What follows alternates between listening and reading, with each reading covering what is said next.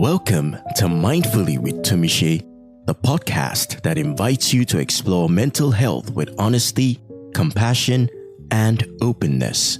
Each week, your host, Tumishe Oladapokuku, shares personal stories and stories from people like you. Together, we'll confront mental health myths and build a space where imperfection isn't feared but embraced. From self-esteem struggles to relational conflicts, we're here to discuss it all, with guidance from experts and real raw stories that inspire healing. It's time to live mindfully. It's time to be compassionate with ourselves and each other. Mindfully with Tumishe, new episodes every week, available wherever you listen to podcasts or at blackimages.com.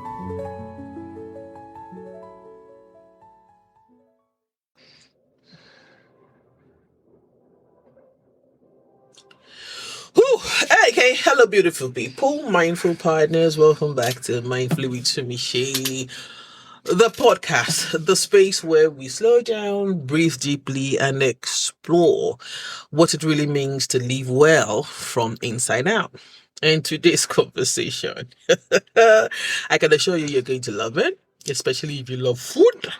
And like 3 years ago now, I had the other half of this person in the studio and we talked about food. So this conversation touches on something we all do every single day: eat.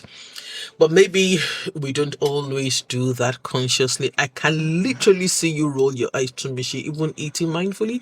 Yes, eating mindfully. At the beginning of the season, I did say I was embracing all forms of becoming, from the loudest to the most silent.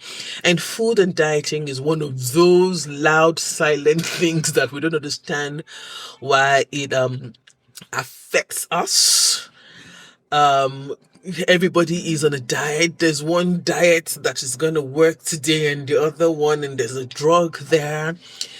And we do not understand why we sometimes, how we look and how we see ourselves is directly proportionate to where, what, and how we feed our body. There are many eating disorders on the mental health spectrum. So you see why we should talk about food? My guest today didn't just choose food as a career. She will tell you, because I don't know, a lot of people will say, she left here for here. She chose this as a healing tool. Yeah. She's a chef, she's a speaker, a wellness advocate, and the voice behind the powerful message: make your food your medicine. Sits well, doesn't it? Hello, Interrupt right up, y'all. Good morning, and it's so good to be here today. The people that know you, and the people that don't know. Yeah. But what a lot of people know, or well, if they followed you well, is you left the corporate world to build a nutrition-focused food brand and the whole movement around making your food your medicine. So maybe that's a good place to start. Why? Yeah. Okay. So why? Well, because we're actually nothing without the food we eat. And the interesting thing is, we don't just eat with our mouth, even though that's what we pay attention to the most. We eat with our eyes, actually our 5 sense organs. Yeah. With our nose. Yes, the things you listen to affects your mind, affects who you are, affects how you turn out. The things you see can make you excited or frightened, can make you lose sleep or gain sleep. The things you perceive, if you inhale something that is harmful to your body, you still won't live well. We haven't even put anything into our mouth yet. Yeah. Now, the skin also. What you put on your body goes into your body through your pores. So it's just very important to know that food isn't about what goes into your mouth alone. And it's an outright, disrespect for you, yourself, It's an outright, disrespect to you yourself for you to go about not paying attention to these things. Because when life happens and it happens deep, we end up pursuing so many things. So you hear people say this, okay, so this is why I'm not eating right. I'm busy. I don't have the time. I don't have the money. But have you noticed when issues come up, the money would always come out. Yeah. So we don't always have to wait till then. So for me, it was just the interest in seeing that people can live better. My journey started from somewhere in Ogba. We're talking about Ogba this morning, right? So I've always lived in Ogba. Nice. Oh yes, really? I was born in Ogba. Yeah. Okay. I'm better. I'm way better. I was born in Akonjo, then got married and moved to Ogba. Nice. I was born in Ogba, so when I got married, I moved to Abulegba. So when we were going to return back to Ogba, I was like, Ogba again. I lived all my life in Ogba, but I'm in Ogba. So those years, so what I saw first, my mom used to sell in an open market, and one thing was very common: people came to buy what they were going to cook. But there was one thing I observed. The middle class and upper class seem to get the worst food items. Yes.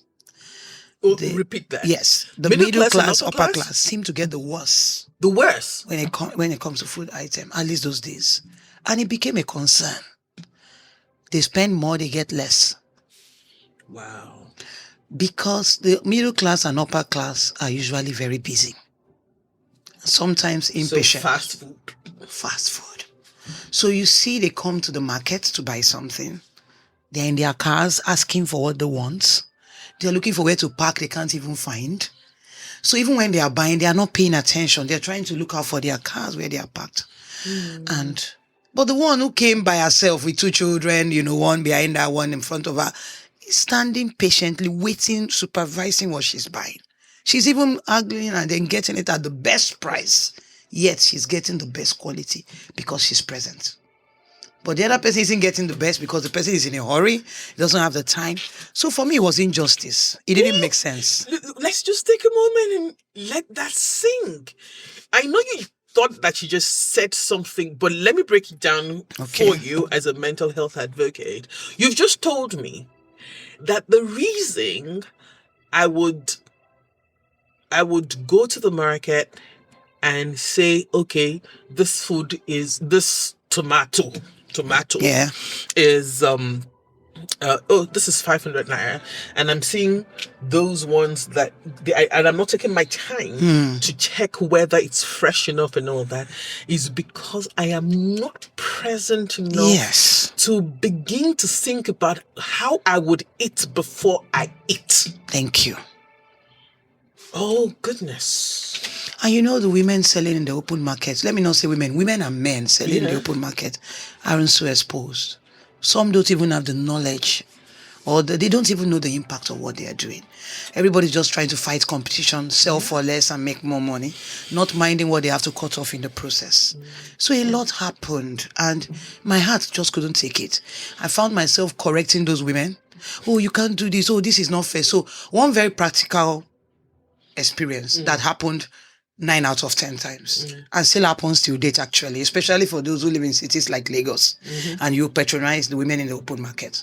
You're buying something like ugu, for instance, and many people have gotten used to this habit of slicing it there in the market. And then you say, Madam, slice them and they come back. Let me tell you one thing they do, except actually many Nigerians are guilty. But go ahead. Yeah. So let me tell you one thing they do, except the person doesn't have the old one. That one you picked is not the one the person will slice. Because they need to sell out the old one. So they don't display those ones because if they display it, you're not going to even stop buying in the first place. It won't look fresh enough. So they display the new ones, you pick the one you want, and then as you're walking away, she's timing you, she drops down and brings another one from inside. And then you get home, you cook, and you're wondering, where is this? I don't know, where is this coming from? The interesting, what you just said now, it just tells us that as our social fabric and currency is well broken, because it's completely broken. Again, we didn't think that food was going to take us this way, where you're going to. Okay. So when did it turn from, serving or cleaning this injustice to being something that you wanted to, that it turned to your brand, healing. Okay. The food now became healing. You've told us the first part. The first part is you go to the market and you see that these market people are being unfair to the people to those, the upper and middle class, because they're rushing, they have to get home, work and all of that. So when did it turn to healing?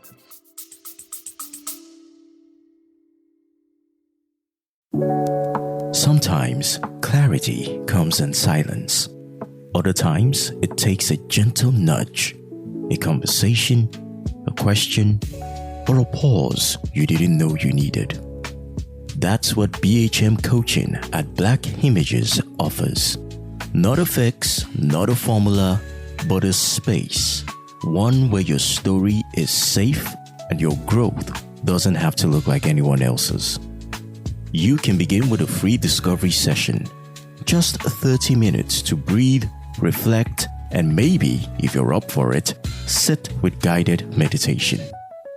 If life feels loud and you need support now, there's mindful coaching on the go. Short, focused check-ins that help you stay grounded when things feel shaky. For deeper shifts, there's the Journey to Being, a mindful exploration shaped by the framework from the book Living Mindfully, A Journey to Being. This isn't about perfection. It's about presence. And if you're someone who needs steady hands over time, the monthly and community plans are there, offering consistent support that grows with you. Visit blackimages.com when you're ready, not to be fixed, but to be seen.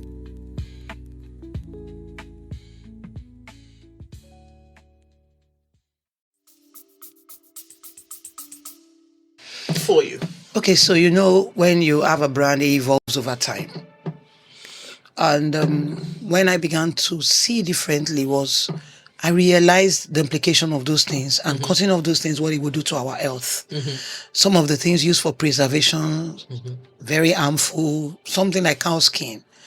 Before, in the past, you realize that cow skin in your house. Pomo? For those who don't know what cow skin is. Pomo, if you buy pomo today, by tomorrow your whole house is smelling. But have you noticed now that you buy pomo, 3 days after, it's still looking okay? We haven't asked ourselves why. And then this means of preservation. Okay, no, but it's the facts. We're still going to eat, but we're going to pay more attention. And then we're going to drift. So that's what I had to begin. So my pomo must smell. So yes, so I began to answer those questions. What do I do if I don't want to cut corners? So that was what led me to where I am. Oh, goodness. Then I realized that mere doing that can bring healing. Very simple example. My husband came back one day and said, from today henceforth, everybody entering this house, you must wash your hands at the door. And I was like, he's back again with all of it. It's a very posh, private man, Very so posh, private meanwhile, man. me, Yes, he is. I'm from the other side. So I kept saying, was all this? Anyway, let's just do I don't want problem. From that day, my second son, who fell sick all the time, stopped falling sick. We can't explain it. Let me take you back to COVID. COVID was a clear example of what something as simple as washing of hands can save us from. But how many of us are still paying attention to this? So over time, I began to realize the implication of every little action. And that was how I began to, or the brand began to evolve into this. So I began to research more. So which of this is harmful? What can we replace with this? How do we manage this particular ingredient if we have to use it? So that was when I started by promoting having things done yourself, DIY, rather than getting the already made one in the market. So from research, I began to see that something is, 1 kg unprocessed. I mean, the one they haven't processed, 1 kg is 3,000 naira, for instance. The processed one is 2.8. Why are we not asking questions? It's supposed to be more expensive. So there's something that has happened in the process. So I began to encourage customers to focus on getting things done themselves. Monitor what you're buying, know where you're buying from, and then get things done yourself. And I realized just doing that, before we even talk about removing the calories, doing this, doing that, just doing this can save you a whole lot. Okay, so you see, yeah, I was telling you when you were looking at the compound when you were coming into the studio and all that, and I was telling you how I grew up. I was a very sickly child, very, very Oh, sickly wow. child.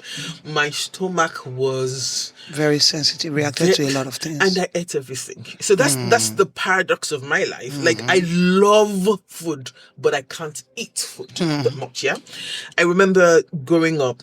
I wake up in the morning. Before I say good morning to anyone, I'm going straight to the fridge to take Miss Mag, milk of magnesium. I'm if not that day is, but I will still eat food. Just that. I don't have a favorite food. I can eat anything and everything. In fact, my mom, God rest her soul, would say, just dress up poop for Tumishe. She'll eat it. But my stomach wouldn't let me do certain things. And I grew up with a huge farm. Okay. We had a poultry, we had upper middle class, like you said. We had a poultry, we had two fish ponds. Our mangoes came directly from the tree, guava, soursop. Like now that everybody is shouting soursop, I'm like, soursop, I grew up with soursop, you know. We made coleslaw directly from, I cannot remember, maybe Titus though, maybe mackerel, yeah, is the things that were bought in the market.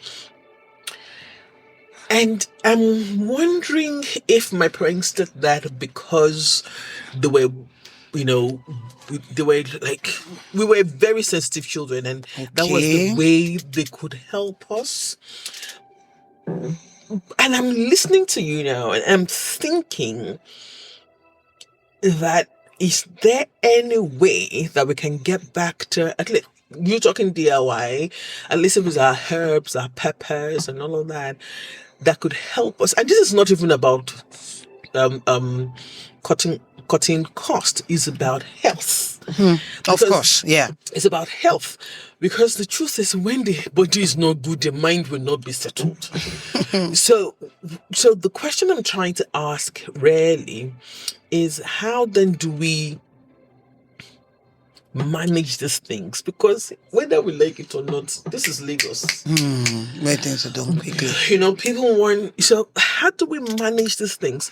I still cook from the scratch. I make my bread from the scratch. I do a lot of things from the scratch. I love it. But how do we, in the face of everything that they say Lagos is? Okay, so I would say first is just pay attention. Let's even start from there. Just be aware and be interested. Because it seems like some people are not even aware at all. They're not even interested. Does it look nice? Food is not just about the appearance. It's more about what it will do to you. It's not even about how the aroma that comes from it. Especially for people who want from Iru, for example. Thank you. Locust bean. Yeah, but it's still very nice when you make food out of it. So it's not really about the aroma, and it's not also about, think about who's making it. Who's cooking for me? Who's preparing that thing for me? So we need to be aware first. And the next thing is be intentional. So be intentional. And then as you're intentional, don't let your final decision on what you eat be about the price. You just removed the legs of the table. As difficult as it sounds. Yeah. I am not saying you should go for what's expensive, because it doesn't also mean that's best quality. But let that not be your final decision. Let price not be your final consideration when you're trying to make that decision. So the next thing is pay attention to the source. And then, like you said, you have a little space in your house. I actually think it is a sin to build and not create a garden. If you don't do so, no, but let's look at it very well. If we all don't do that, where are we going to have gardens from? Don't we know the importance of plants? So it's not right for us to build a whole space and not have a garden. If it's your space, create a garden. If your space doesn't allow you to to have one, create them in sacks and bags. Especially the things you use daily. Those ones. Yes. Do you know spring onion grows very fast? Really? Just put your onion into your sack and nurture it. Spring onion grows out of it very lovely, very nice. Your efirin, your bitter leaf. So you saw it. Oh yes, I saw it. And then the one I have in my small garden, there's a woman who comes from the house opposite every day. You see her come in the morning, she'll pick a few leaves, wash them and chew. Sure. Every morning, I can always bet you she will come. So let's start from there. And then the next thing we do is, the same way we create time for work, create time for religious activity, let's create time for food. Yes. Because food actually controls all other things. If you are hungry, you can be productive. If you're sick, if your body doesn't carry you any longer, you have to sign out of here. Yeah. You're not doing anything here if your body can't carry you any longer. So every other thing you're doing depends on your body. And your body largely depends on what you eat. So it's very important. Let's pay more attention to it. Like, I'm holding myself. I'm holding myself because I don't want us to, I don't want us to give too much information and people don't catch. Okay. But you're giving me a lot to think about. Like, I'm looking at my notes. I'm like, so we should just put your notes aside and let's just have this conversation. And I'm thinking that if we could impress some people on ourselves, how important it is for us to think of what we want to eat before we eat it, or before we even cook, we might then begin to let's be honest, a lot of people don't think, and this is, we're talking brand here. Everybody's thinking, oh, mindful eating, you're supposed to be talking about the mind. A lot of people do not think that how you eat what you eat affects the mind. But then we have anorexics, we have people with bulimia, we have your relationship with food, and we don't even know because we're people who don't know or who don't want to know. And when I'm looking, and I'm thinking of how we can bring this stomach is the second heart. I'm sure you've heard that. Of course. The stomach is there. That's very popular. And like the stomach is there. And I carry my heart in my stomach. That I didn't know that until I didn't know that, why I had, of course, now that I'm in the world of psychology and psychiatry, I now understand why my stomach was what was giving me issues when I was, because my head thinks, my stomach feels. I carried all my pain in my stomach. So it was when I was when I started therapy, and I was talking to my therapist at some point, and I hit on a particular memory, and for about 20 days I was just stooling. I was just stooling, and then she said to me, "Do you know your heart is in your stomach?" And I'm like, "Oh," and she said I should notice when you're anxious, you poop, or you what's the other one that we may talk about? Bloat, yeah. Feel bloated. So my question then is, how does your brand help people understand this gut health, mental health connection? And what should we do? Okay, so I would say one way we are helping people is through awareness, like we're doing communicating now. And then for a lot of people, actually, they've been referred to us. We've had people being referred to us, they've done all of the other treatment, but it's now about their diet. One gap that we have been able to fill by the grace of God is most nutritionists and dietitians would recommend what people will eat, but the people struggle with it because it's boring. You hear things like people on their journey to wellness, or those who are just, health enthusiasts, they're just concerned, and they're like, I can't live by it. So where we come in is we look at that seemingly boring meal plan and then create excitement out of it. So what we do differently is that we take it and then we relate it with what you're already used to. So take, for instance, you're on a diet. You're going to still find your ewedu in your diet. You're a foriro in your diet, unlike what the regular meal plan will look like. That you're seeing everything you weren't eating before. But we put all of this and then we look at what can we replace this with? What can we replace this with? And then we've seen people grow, get better, improve in their health drastically. I remember a particular incident. The man battled stroke. And at some point, he couldn't stick with his meal plan. And I just told the wife, leave it. Just leave him for me. Every day, we're going to deliver lunch. And we did that. We continued all sorts of food. In fact, this person helped me learn. We had to do a lot of research, came up with different things. So you're not supposed to take oil again. What do we replace with? You're not supposed to take this kind of oil. What do we replace with? Oh, you need to have very minimal oil. And this person is used to having oil run over his food. So how do we go about it? We began to look for different things. We began to discover different things. Something as simple as paprika powder. I mean, I discovered the magic of paprika powder in that season. And we began to do it. I mean, one of those times we made porridge, plantain porridge. He didn't like it because he doesn't like anything that is not ripe or sweet. And he had the plantain porridge and he kept saying, but this is sweet. And then he requested again another day. Back and forth, we discovered, just adding sweet potato, putting this, doing this, makes it a bit different. And then you realize that one relationship between the food you eat and your mind is that what you eat can help you sleep better.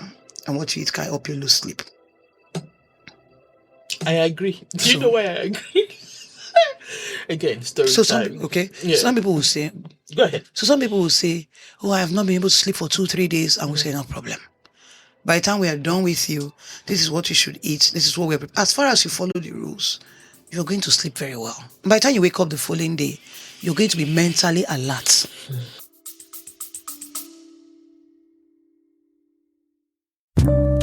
Life moves fast, sometimes too fast. If you're looking to slow down and reconnect with yourself, Living Mindfully, A Journey to Being by Oluwatomise Oladapo Kuku might be what you need. It's part memoir, part guide, an honest, deeply personal story about navigating life's noise with intention. Oluwatomise shares lessons from her own journey through struggle, reflection, and healing, with a voice that's equal parts vulnerable and wise. It felt like she was speaking directly to me, raw, real, and quietly powerful. Get your copy wherever books are sold or visit blackimages.com to begin your journey. Living Mindfully, A Journey to Being. Slow down, breathe, begin.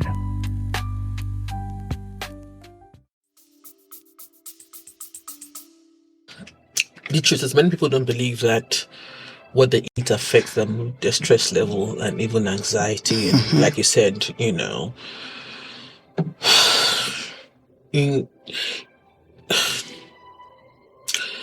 I'm trying to hold myself. In all the 42 years I knew my dad, for example, he didn't eat eba. Okay. And in his mind, eba was for suffering people, and I will explain. Not because he was looking down at, but it was because the memory of eba for him was so bad. He lived, and he married an Ijebu woman. So you can imagine this Ijebu woman who eats eba with Ibripo and Kokore now marries a man who doesn't even and all that. But here's the thing. He didn't eat eba because when he was staying with a family member, the family member's wife would make him make his eba on a dunghill. Okay. Aton. How will I say this in English that it will make sense? A dunghill, is literally like saying he should eat in an incinerator. And Abuaja Shelo Malu, oh my goodness, I don't know how to say it. You people that don't understand Yoruba, I apologize. What do we even call Abuaja in English? No idea. No idea. Abuaja Totita. Yeah. Luma feed te by Loriato. What am I jello? Nothing. The moment my father started making his money, nothing was going to make again. Nothing was going to make him eat eba again. And in all the 42 years that he was alive with me, I did not see, even when the whole family eats eba, my father is looking at you guys like, are you guys okay? that's the relationship that most of us do not know. Like you just don't say I don't like a food. There's a memory. Yeah, many times there's a root cause. Yeah. Right. So that would lead me to the question, because I know that it's not only food that you do. You do plenty of things right now. How can we then, marry this memories that might make us averse to certain foods, especially foods that are even good for us? How can we, bridge that gap on the way to wellness? Thank you. So I would say that I also have things I didn't like, kinds of food I didn't want to see, for the same reason. For the same reason you just shared. Too much of it, you've had enough of it, and you've told yourself, the day I escape, I will never taste it again, But as we grow in knowledge, knowledge is powerful. So first, I think we should gain knowledge. Just be interested in knowing the implication of what you're eating. Just be a little interested. When you pick up that item, just check again what's good and what's harm it can do to your body. Just check. Let's start from there. Then ask yourself why you don't want to eat that thing. There are many things I eat today that I would say, many years ago, I would say things like, oh, I don't eat this, I don't eat this, I don't eat that. So I realized eating a thing is in the mind. How you train your mind to accept something. Like every other habit, you can learn how to eat anything. So one way I know that I managed that feeling was I had to take myself back. Why did you make this decision?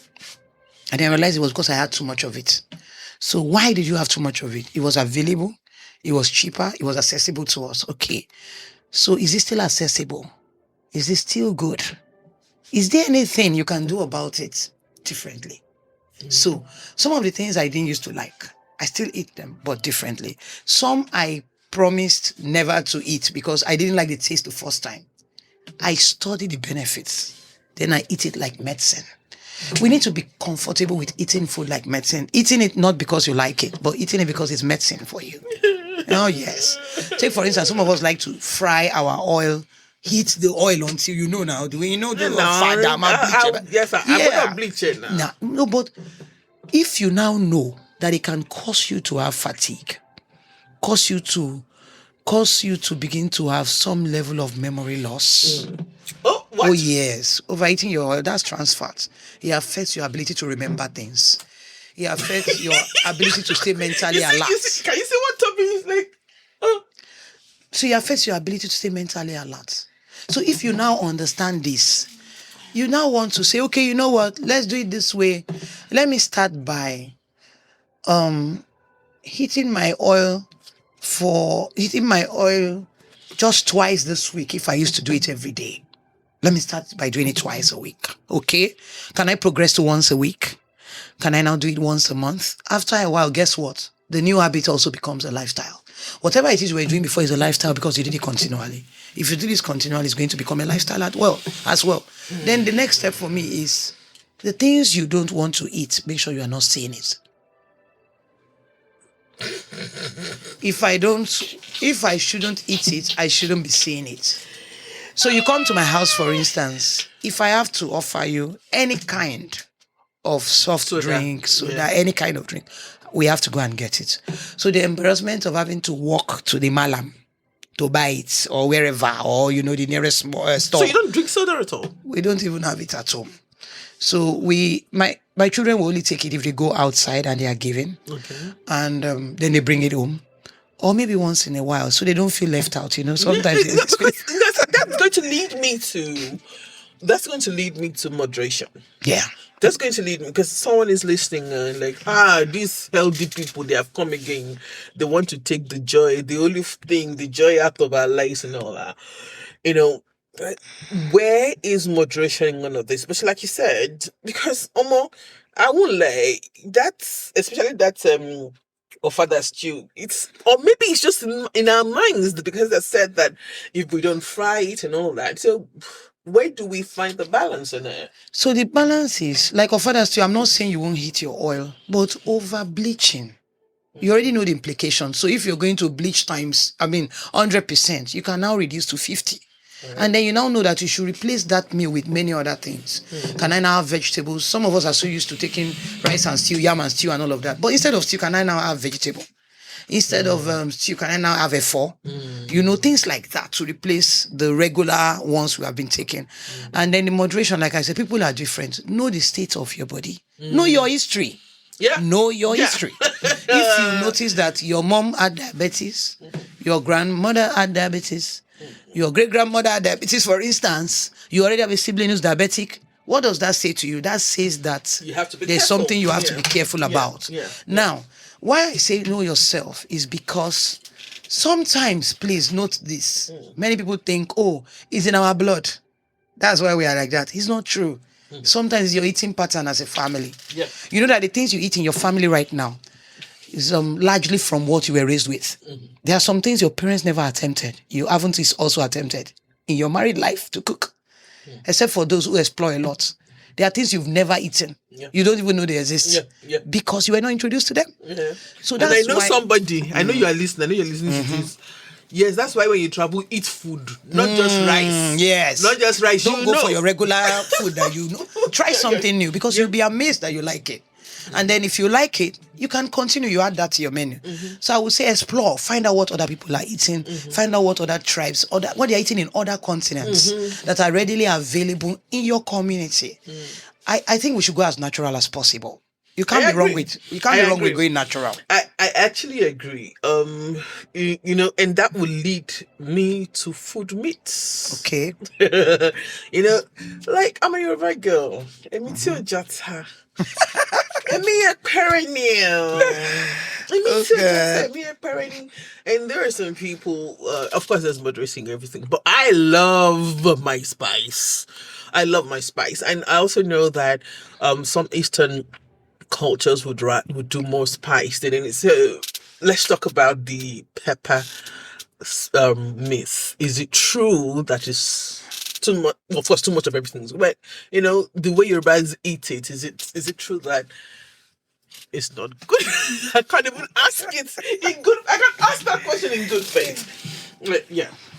Okay, so I think whatever you say, good or bad, is relative to who is eating, the state of your health, and what's good for you, and also the times you consume them. So someone else may say, I am in between. I like pepper. I mean, I grew up in Lagos, so I like pepper. Like, I really love pepper. But on the other side, there are meals I can also eat with less pepper. Like, maybe because of my experiences, I've sort of trained myself to accept everything that is good. Yeah. But I would say that for another family, pepper is an issue. These days, people don't even eat as much pepper for different reasons. Age, ulcer, people are beginning to develop all sorts from it, and then they are minimizing it. So, is it healthy? Is it not? I can't even say it's not. Because for my uncle, my uncle lived, if I'm correct, maybe 94 or 92. All my adult years, I never saw my uncle visit the hospital. He didn't even used to take medication because he didn't believe in it. And he lived till 94, older than my dad, who was careful. But my uncle, he ate a lot of pepper. In fact, when you serve his food, he always had, this atagigun by the side. Yeah, so there has to be atagigun by then the he would side. pour it into his soup. It I becomes have chili oil, for God's sakes. I have chili oil.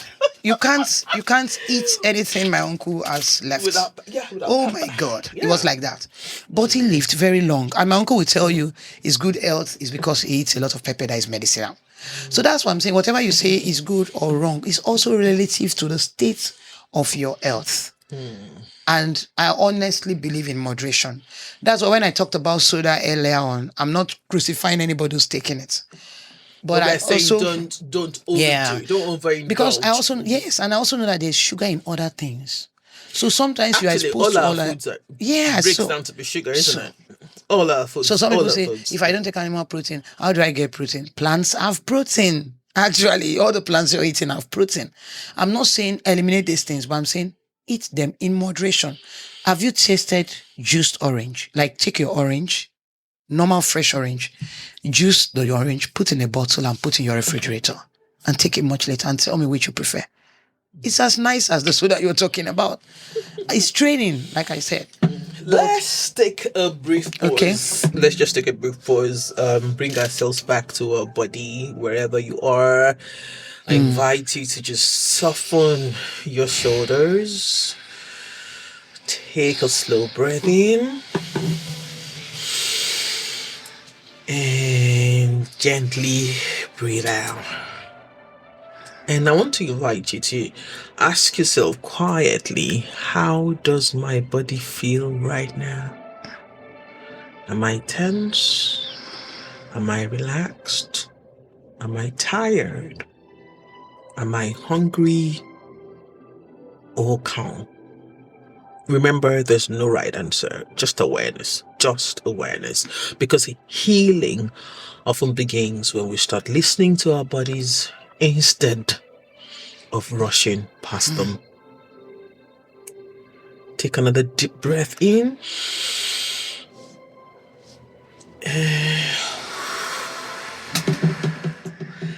I still have you to roll with me, of course. I'm trying very hard to keep this conversation less than 45 minutes, but I don't know whether we can do that. So,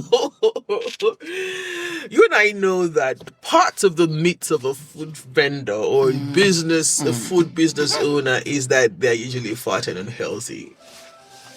If you could see her, it's totally... What has been your experience? Number one, I'm that food vendor, for lack of better words. I'm that food vendor. I'm that food business owner who doesn't sit to watch others work. All right. I also need to burn calories like you're doing. Yeah. So I think that's one secret people need to learn. Even if you have help around you, people assisting you with everything. You have a nanny, you have a cook, you have a driver. Learn to do things yourself. We're not bashing the fact that you can afford that. We're just saying do things yourself sometimes. Yeah. So why are you doing that?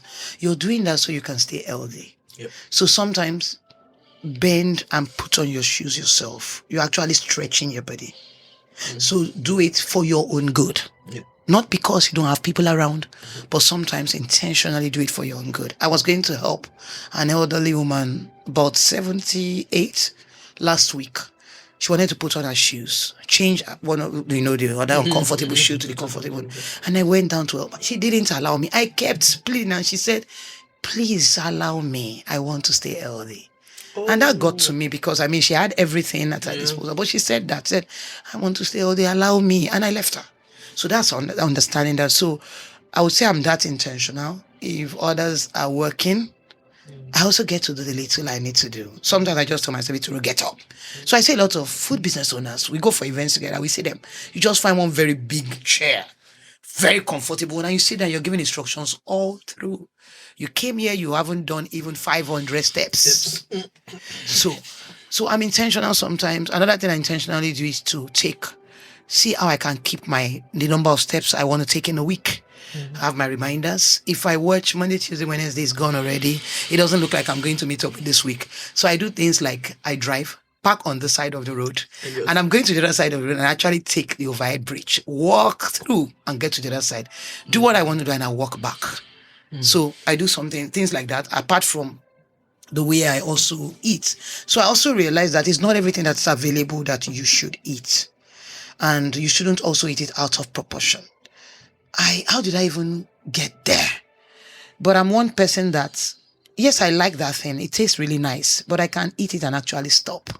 When I want to, I can actually stop and allow the rest to remain. I think I can answer that for you quite easily because apart from you coming, the brand food is medicine. It is this is where mindfulness comes in, I was telling someone the other day, on Saturday at about 6:30 a.m. and I was chatting. I was like, why are you doing up? It's Saturday. I said, my bread is having the second rice. And he was like, what? I said, yeah, I make my bread from it's having the second rice. And bread? Is it? Yeah, because I'd rather do that. I know exactly what's going into my bread, and I know when to stop. Actually, I know exactly what I want to. I prepare the amount, and I'm one of those people that I would love to. I love to cook. Like I said, I don't like to eat. I just want to see people enjoy the food. So I think that's where you are. Like, you want to see people enjoy and live right. So because it is more service to you than it is actually eating it. It's soothing to see people. Yes. It's so fulfilling. I swear down. I'm telling I you. swear down. Oh my goodness. So before I let you go, one thing: emotions and digestion. From your research, how do they work hand in hand? Okay. So, emotion and digestion, which is also why we talk about not eating late at night. So, should I play what your husband said when he came here? Eating late at night. why I talked about not. Well, the thing is, if you don't want to eat late at night, don't stay up late. It's difficult, but just try. Make up your mind. I would retire to bed early. It's when you don't retire to bed early that you start looking for what's not lost. You go to the freezer and then everything looks like food.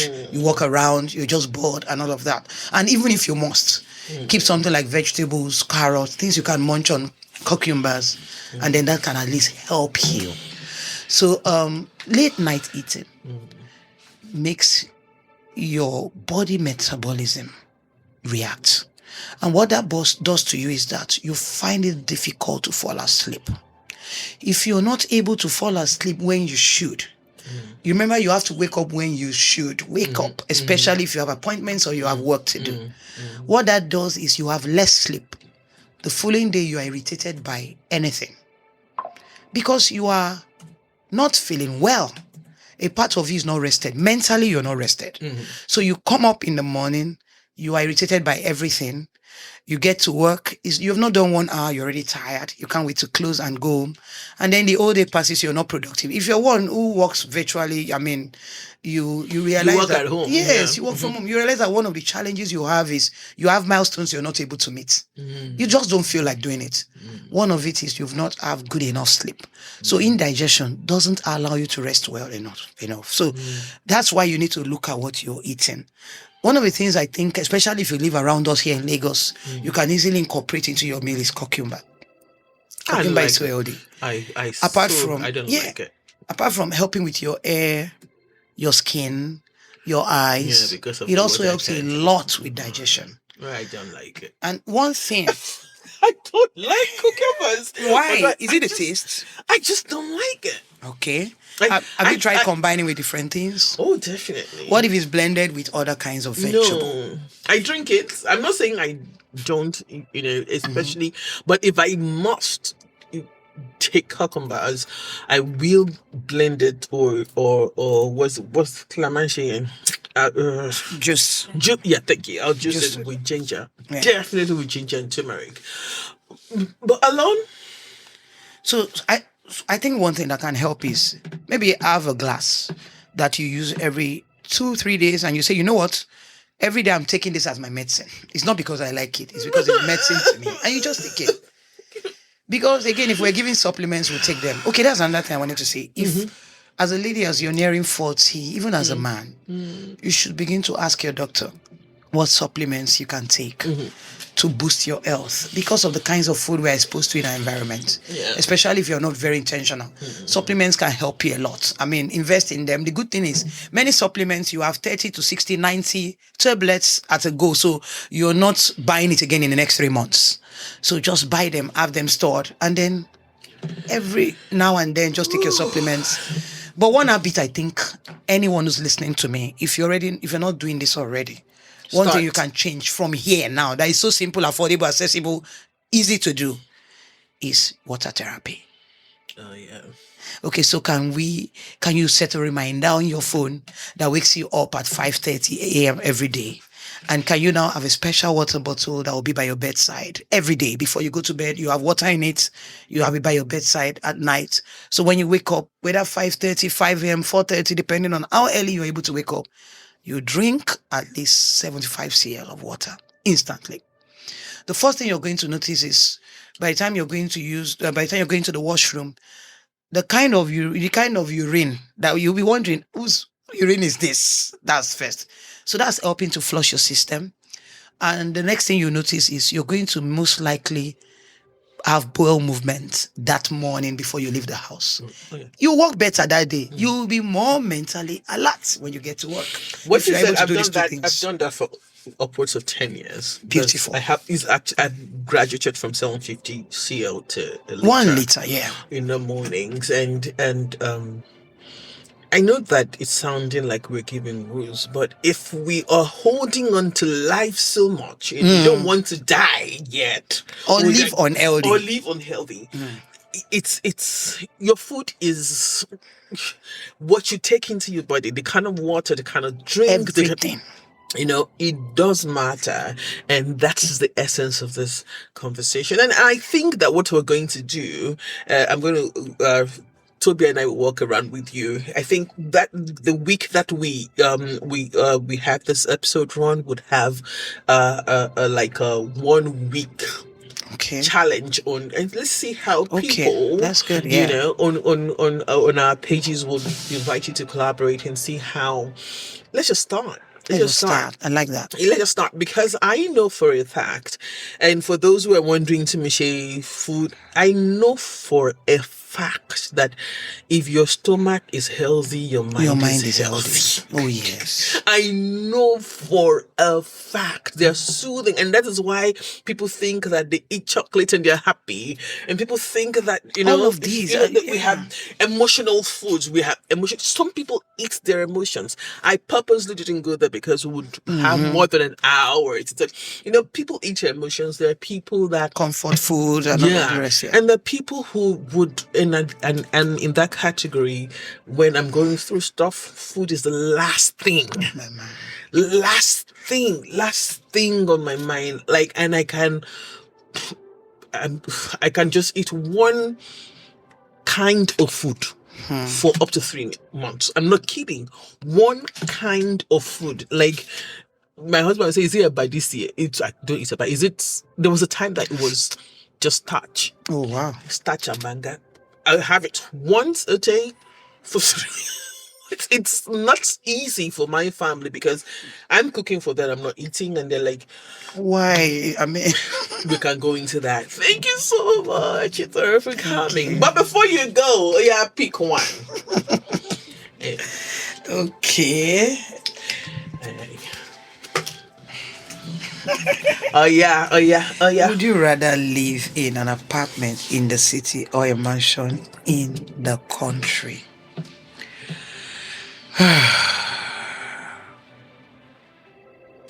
An apartment in the city. Why? I would have thought you would have picked the country. Actually, an apartment in the city. I don't know. There's something with me about. I'm not. How do I put it? I'm looking for better words. Luxury is not a thing for me. Oh yeah. So my interest more is in impact, people. So anywhere I can find them. So apartment for me is looking like a place I can find everyone. Oh. City is looking like a place I can access everyone. Okay. And it's looking like it for me. Oh, yeah. Okay. So I get it. Like, we're singing from a different. For me, yes, the city is fine, but for me too. What the country would mean for me is for me to go rejuvenate, to come back to the city. No. She said no. Maybe because I've always lived here. I can have my recreation anywhere. Why do I have to go? So you see, that's I love this differences and practices because I grew up literally on the farm, and my father would take us hunting, would drive on roads, on Yes, in Nigeria. Yes, we drive on the roads and we go into the bush and we actually hunt. We'll climb hills in Ondo State and all that. So yeah, the country is very endearing for me. Carries memory. The city is where we come to work, and the country is where we go to just have life lived. I don't even like the beach, to be honest. In Lagos, it's busy. For me, it's not Can you restful. imagine? It's Life. not restful. Thank you so much, Thank you for coming. Appreciate it. One word. One word.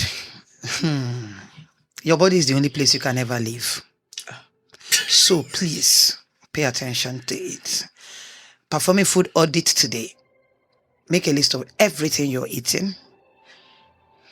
And then begin to write out the frequency with which you eat them. Research the health implication of all those things. And then begin to recreate a new list. Form new habits just like you formed those ones. Because your body is the only place you have here to live. If you don't have it anymore, you have to exit. You have exited. It's as simple as that. I was going to say that because I had written down in my notes that we're going to do choose one to do, but you actually said every single thing, so there's nothing for me to repeat that. Thank you very much for coming, Itoro Bright F. Young, and she is the CEO. Is it CEO? Yes. Okay. CEO of Ibom Soups. Yeah. Right. That is where I get all my Eastern and South and Southeastern soups, Oha, Afang. That's why I get it. Let's not, no. You make pankoko. Thank you so much for coming. Today reminds us that wellness isn't always found in the big moments. Sometimes it's in small intentional choices. It's in what we cook, it's in what we eat, in whether we listen to our bodies or silence them. Food can be comfort, yes. It's also be culture, connection, and healing. Yeah. And perhaps the journey isn't about perfection. Remember, but presence, about choosing nourishment over neglect, about learning to care for ourselves the way we care for others. Itoro, thank you very much. Thank you. Of course, this is the production assistant today. Thank you, Toby. Yeah, you get to find you. Whatever you feel like, Toby's not to miss here, right? Thank you so much, Toby, for being there. Remember that if you want to sit with this conversation longer, we have a space on WhatsApp. It's not a place to judge. It's not a place to advise and all that. It's just a place for us to come together and see. So if you want to be part of that, please, check the show notes. And of course, in the show notes, we'll have links to how you can get Itoro Bright F. Young's book, Make Food Your Medicine. Yes. I think that's not the only book you have. I have two. All right. Love yourself, love your neighbor, love your country. Above all of this, love God. Yeah. He is the essence of your being. I am Ulu Atsumishi. Oladakbo Kuku. Stay mindful.